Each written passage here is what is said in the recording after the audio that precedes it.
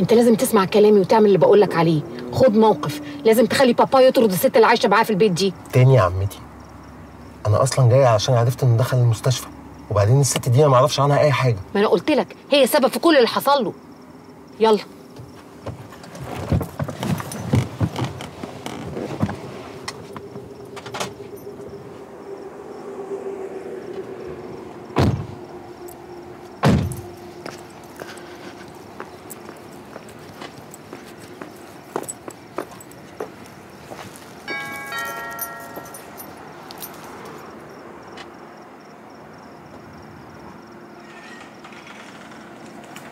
اهلا يا فردوس. هاني بيه، الحمد لله على السلامة. ايه المفاجأة الحلوة دي؟ بس مستر مراد ما يعرفش ان حضرتك جاي النهارده. انا عامل له مفاجأة. هو مراد فين؟ في اوضته حضرتك. طب انا هدخل.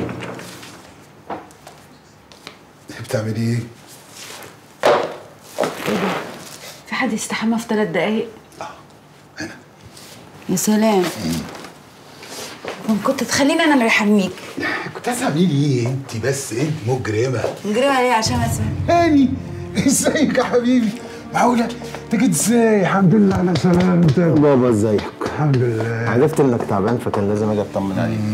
بس انت واضح ان صحتك بقت زي الفل. داليا ده هاني ابني صغير اللي في المانيا. هاني دي اهلا يا داليا. ازاي صحتك دلوقتي يا حبيبي؟ كويس؟ انت مالك بتقول كده؟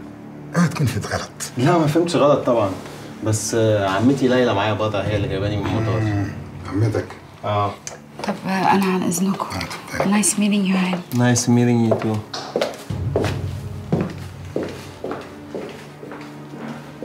سوداني يا حبيبي انكم اوس. سوداني؟ ما تكلمني عربي. البس هدومك واستر نفسك كده وتعالى لي بره. استر نفسك دي